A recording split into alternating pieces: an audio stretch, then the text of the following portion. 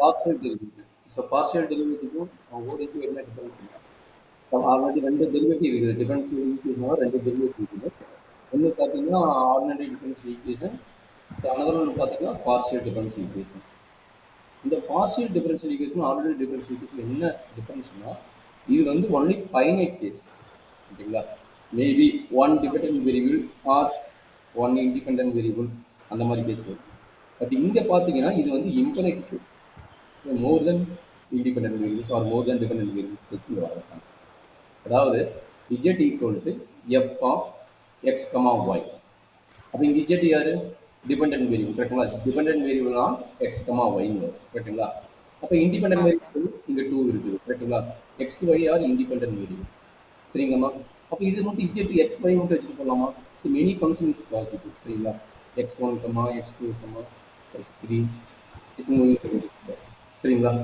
அதனால் எப்பயுமே பார்த்தீங்கன்னா பிடி பார்த்தீங்கன்னா இன்ஃபினிட்டி கேஸும் ஓடி பார்த்தீங்கன்னா ஃபைனைட் கேஸாக தான் இருக்குது. இது ஒன் இண்டிபெண்டன்ட் வேரியபிள் இல்லை. ஆக்சுவலாக சைமல்டேனியஸ் ஈக்குவேஷன் பார்த்தீங்கன்னா 2 டைப் ஆஃப் ஈக்குவேஷன் வந்து கரெக்டுங்களா? ஓடிடி வந்து சைமல்டேனியஸ் ஈக்குவேஷன் பார்த்தீங்கன்னா அப்போ பார்த்தீங்கன்னா அது என்னாச்சு? டிங்கிற ஒரு function F of X comma ஒய்னு வந்தது. அப்போ இது என்னாச்சு?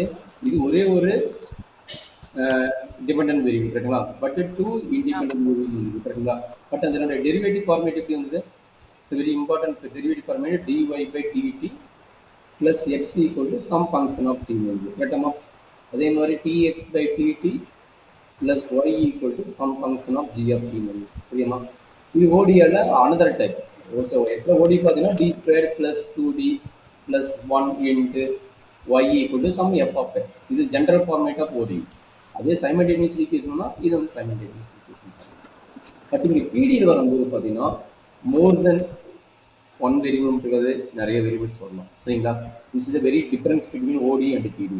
சரிங்களா? அப்போ இதுக்கு ஜென்ரல் நோட்டேஷன் சொல்கிறாங்க. டெரிவேஷன் ஜென்ரல் நோட்டேஷன் சொல்கிறாங்க. பிங்கிறது என்ன நோட் பண்ணுறாங்கன்னா doe Z by doe X. கியூங்கிற என்ன சொல்கிறாங்கன்னா doe Z by doe Y. சரிங்களா?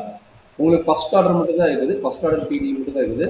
இப்போ மேக்ஸிமம் இந்த நோட்டேஷன் வந்து நீங்கள் இந்த ஃபார்மேஷன் ஆஃப் பிடின்னு ஃபர்ஸ்ட் டாபிக் கொடுத்துக்கிறோம். உங்களோட பிடியில் வந்து பார்த்தீங்கன்னா ஃபார்மேஷன் ஆஃப் பிடி அப்படி சொல்லுவோம். சரிங்களா? இந்த ஃபார்மேஷன் ஆஃப் பிடி மேபி செகண்ட் ஆர்டரோட வரலாம். அப்போ அனதர் ஐடியா யாருன்னா பிக்யூ வந்து முடியும். செகண்ட் ஆர்டர் டெரிவேட்டிவோட நோட்டேஷன் என்ன சொல்கிறாங்கன்னா இது வந்து ஃபர்ஸ்ட் ஆர்டரோட நோட்டேஷன். செகண்ட் ஆர்டரோட நோட்டேஷன் என்ன சொல்கிறாங்கன்னா பிக்யூஆர்.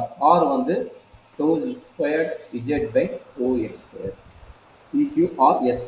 எஸ்ங்கிறது ஆல்ரெடி செகண்ட் டெரிவேட்டிவ் தான். Doe square Z by doe X doe Y. R S T. T வந்து என்னது? Doe square Z by doe Y square. சரிங்களா? இதெல்லாம் செகண்ட் ஆர்டர். இந்த ஃபார்மேஷன் ஆஃப் பிடிக்கு மட்டும் தான் யூஸ் ஆகும். Type of solution of the பிடிக்கு யூஸ் ஆகும். சரிங்களா? அப்போ இதுதான் நம்மளுடைய ஜென்ரல் ஃபார்மேட் இருக்குது. சரிங்களா? இப்போ நான் சொல்லிட்டேன் பிடிக்கு ஓடிஎஸ்க்கு உள்ள டிஃபரன்ஸ் என்ன சொல்லிட்டேன். இதுதான் நம்மளுடைய பிடியோட சம் பேசிக். சரிங்களா? Okay sir. சரி, இப்போ ஃபார்மேஷன் ஆஃப் பிடி எப்படி நம்ம ஃபார்ம் பண்ணுறது?